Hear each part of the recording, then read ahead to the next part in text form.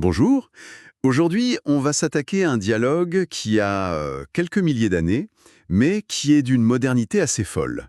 On est dans le livre de l'Exode, chapitre 4. Mhm. Le contexte, c'est Moïse, au milieu du désert, qui vient de recevoir une mission, on peut le dire, un peu démesurée, retourner en Égypte et libérer son peuple.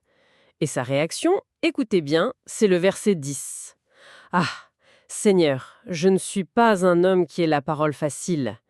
Et il précise même, et ce n'est ni d'hier ni d'avant-hier. Exactement, car j'ai la bouche et la langue embarrassées. Et ce n'est que le début de la conversation. La réponse divine est tout aussi fascinante. D'abord, qui a fait la bouche de l'homme? Va donc, je serai avec ta bouche. Ce qui, on va le voir, ne calme pas du tout Moïse. Pas du tout, non. Il rétorque, ah, Seigneur, envoie qui tu voudras envoyer. Et là, changement de ton radical, alors la colère de l'Éternel s'enflamma contre Moïse. Voilà. On n'est pas dans une simple lecture, là. On est au cœur d'un drame psychologique en quelques lignes à peine. C'est un vrai face-à-face. D'un côté, un appel qui dépasse tout, et de l'autre, un homme qui se sent mais alors fondamentalement incapable. Absolument. Ce qu'on va essayer de faire aujourd'hui, c'est de vraiment rentrer dans cet échange. On va décortiquer l'objection de Moïse, analyser la réponse divine qui est tout sauf simple, et surtout, voir comment d'un moment de colère, de refus total, naît une solution complètement inattendue. C'est ça qui est passionnant ici. Ce n'est pas un ordre suivi d'une obéissance aveugle, c'est une négociation. C'est presque un bras de fer, en fait, entre le divin et l'humain. Un bras de fer, c'est le mot. Le contraste est saisissant. D'un côté, l'injonction, la mission absolue, et de l'autre, une objection qui est très personnelle, très ancrée dans une insécurité profonde. C'est ce conflit qui rend le texte si puissant. Alors comment on va aborder ça? Je pense qu'on peut suivre le fil du dialogue.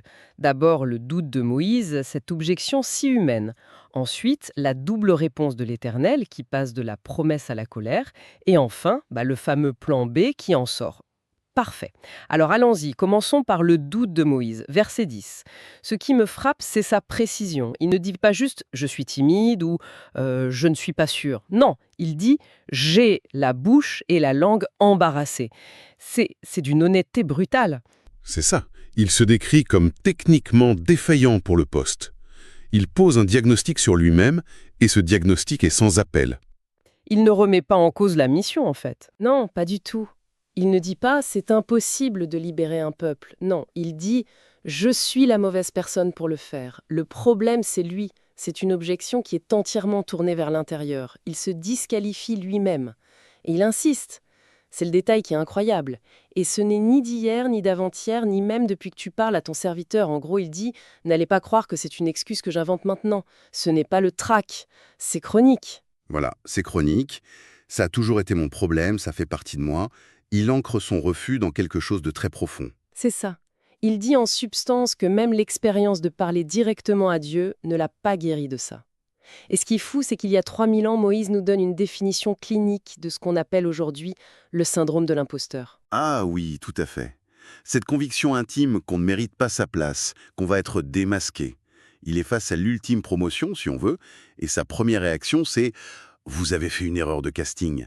C'est une peur tellement moderne dans un texte si ancien. Qui n'a jamais ressenti ça? On vous donne une responsabilité, et cette petite voix qui dit « tu n'es pas à la hauteur », ils vont s'en rendre compte. Ça le rend incroyablement proche, en fait. Totalement. On imagine un prophète comme une figure charismatique, un grand orateur. Et là, on a un anti-héros qui a peur de prendre la parole. Exactement. Il n'est pas présenté comme un surhomme. Sa première caractéristique, c'est sa faille, sa vulnérabilité. Et c'est ça qui rend la réponse divine encore plus intéressante. Justement, parlons-en. Vu son objection très humaine, on s'attendrait presque à une réponse divine compatissante, du genre « mais non, ne t'en fais pas ». Tu es meilleur que tu ne le penses. Voilà. Mais ce n'est pas du tout ce qui se passe. La première réponse de l'Éternel, versets 11 et 12, elle est, je la trouve presque glaciale, elle est radicale. La question est d'une puissance rhétorique absolue. Qui a fait la bouche de l'homme et qui rend muet ou sourd, voyant ou aveugle? N'est-ce pas moi l'Éternel? En fait, c'est une façon de dire « ton problème n'est pas le sujet ». C'est ça qui est déroutant. Il ne nie pas le problème. Il ne dit pas « mais non, tu parles très bien ». Il prend le problème de Moïse, sa difficulté d'élocution, et il dit en gros « c'est moi qui suis aux commandes de ça aussi. Ta faiblesse est dans mon champ de compétences ». c'est un recadrage total. On passe de la psychologie de Moïse à la souveraineté divine. Exactement. Le message, c'est une affirmation théologique massive scindée. La faiblesse humaine n'est pas un bug dans le système, c'est une variable que le Créateur maîtrise. Du coup, l'argument de Moïse est déclaré irrecevable. Pas parce qu'il est faux. Non, pas parce qu'il serait faux, Moïse a peut-être vraiment du mal à parler, mais parce qu'il est hors de propos face à la puissance qu'il envoie. Le vrai sujet, ce n'est pas la compétence du messager, mais l'autorité de l'expéditeur. Et juste après ce recadrage un peu brutal, vient la promesse, celle qui est censée tout régler. Va donc, je serai avec ta bouche et je t'enseignerai ce que tu auras à dire. L'offre est incroyable. Ah oui. Ce n'est pas du coaching, c'est une assistance en temps réel. En gros, ne t'occupe pas du script, je serai ton prompteur divin. Le fardeau de la performance est complètement retiré de ses épaules. Il n'a plus besoin d'être un bon orateur, il a juste besoin d'être là. Logiquement, l'affaire est close, non? Oui. La discussion aurait dû s'arrêter là. Il a exposé son unique objection et on lui apporte une solution parfaite, sur mesure, qui la rend caduque. C'est une garantie en béton armé. Le deal est parfait. Il se voit offrir un ghostwriter d'I1, le meilleur du marché. Et pourtant, ce n'est pas la fin. C'est même là que tout bascule. Verset 13. La réponse de Moïse est d'une concision terrible. « Ah, Seigneur, envoie qui tu voudras envoyer. » L'audace. L'audace est stupéfiante. Ah oui. Après cette garantie absolue, il persiste. Et là, on sort du syndrome de l'imposteur. On entre dans le refus pur et simple. Ce n'est plus « je ne peux pas ». C'est je ne veux pas. C'est je ne veux pas.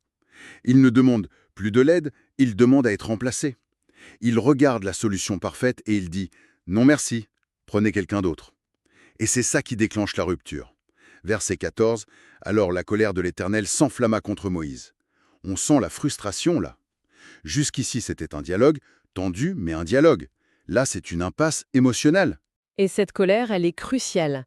Elle montre que la relation est personnelle. Un employeur distant aurait juste dit « OK, le suivant ». Ici, le refus de Moïse provoque une réaction passionnée. C'est la preuve d'un investissement. Je vois. La colère divine, ici, ce n'est pas tant une punition qu'une manifestation de l'intensité de l'engagement. Le refus de Moïse compte. Il a un impact. Il blesse, presque. Mais est-ce qu'on ne suranalyse pas un peu? Ne pourrait-on pas y voir juste la colère d'un supérieur face à un subordonné qui refuse? Une simple frustration sans plan B derrière. Juste un « maintenant ça suffit ». C'est une lecture possible, bien sûr, mais ce qui la rend moins probable, c'est ce qui suit immédiatement. Une colère purement punitive, ça aurait été suivi d'un châtiment ou d'un abandon de la mission. Or, ce n'est pas ce qui se passe. Pas du tout. Cette colère n'est pas une fin en soi, elle est un pivot. Elle est incroyablement productive. C'est comme si l'impasse et la frustration forçaient une sortie de crise, une solution créative. La colère n'est pas le point final, elle est le moteur du chapitre suivant. Attendez, c'est ça qui est fou. Il n'y a même pas une seconde de pause. La phrase commence par la colère et elle finit avec la solution. Tout ça dans le même verset. La colère s'enflamme et paf, l'Éternel enchaîne. N'y a-t-il pas ton frère Aaron, le Lévite? Je sais qu'il parlera facilement. Le pivot est instantané. C'est comme si la colère débloquait la situation. Puisque le plan A, le soutien divin direct et invisible, est refusé. Parce qu'il ne calme pas sa peur viscérale. Exactement. Alors, on passe au plan B. Et le plan B, c'est une concession remarquable à la faiblesse humaine. Et c'est une solution d'un pragmatisme total. La mission n'est pas retirée à Moïse. Il reste le leader, celui qui reçoit la vision, mais on lui adjoint un partenaire. C'est presque une solution d'entreprise, quoi. Le premier duo, le technicien et le commercial de l'histoire. C'est une excellente analogie. Dieu ne guérit pas la faiblesse de Moïse, il la contourne en lui donnant un soutien tangible, humain. Il reconnaît que la promesse d'une aide surnaturelle n'a pas suffi. Il faut du concret. Il faut du concret, du visible, il faut un frère. Et on passe d'une solution verticale, moi et toi, à une solution qui intègre une dimension horizontale, toi et ton frère. Et il y a ce détail magnifique, presque cinématographique, pour sceller l'accord.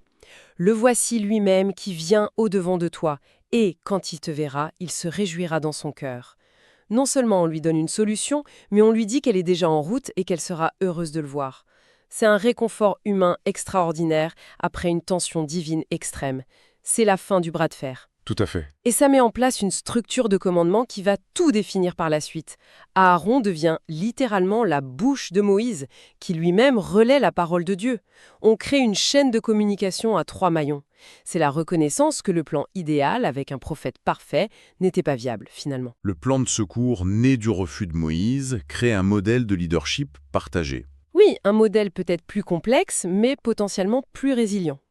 En résumé, si on prend un peu de recul, cet échange de quelques versets est une masterclass sur la confrontation entre l'appel et le doute de soi. Ce qui en ressort, c'est que la faiblesse, même quand on s'y accroche comme Moïse, n'est pas forcément un facteur disqualifiant. Non, la mission est maintenue, envers et contre tout. C'est la méthode qui s'adapte, pas la mission qui est annulée. C'est ça. La persistance de Dieu est aussi forte que la persistance de Moïse dans son refus. Et le point central, pour moi, c'est que la solution n'est pas une transformation magique. Moïse ne devient pas un orateur charismatique. Sa faiblesse est reconnue, intégrée dans le plan. La solution, c'est l'ajout d'une force complémentaire. Voilà.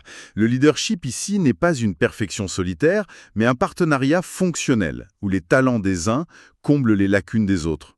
C'est une leçon de collaboration qui naît d'une crise de confiance. Absolument. Et pour laisser une dernière piste de réflexion, il faut se souvenir de l'origine de cette solution. Ce duo, Moïse-Aaron, qui va devenir iconique, n'est pas le plan initial. C'est un plan B. C'est un plan B, improvisé dans un moment de colère, suite à un refus catégorique. La question qui reste ouverte, c'est donc la suivante. Est-ce que ce compromis, né de la tension, a été la plus grande force de leur mission en créant ce modèle de leadership partagé? Ou bien est-ce qu'il a introduit dès le départ une complication, une dépendance, peut-être même une future rivalité, qui a façonné tous les défis qu'ils ont rencontrés après? Autrement dit, est-ce que le meilleur plan est toujours le plan A? Ou est-ce que les solutions nées de nos propres faiblesses, de nos propres refus, sont parfois au final les plus solides?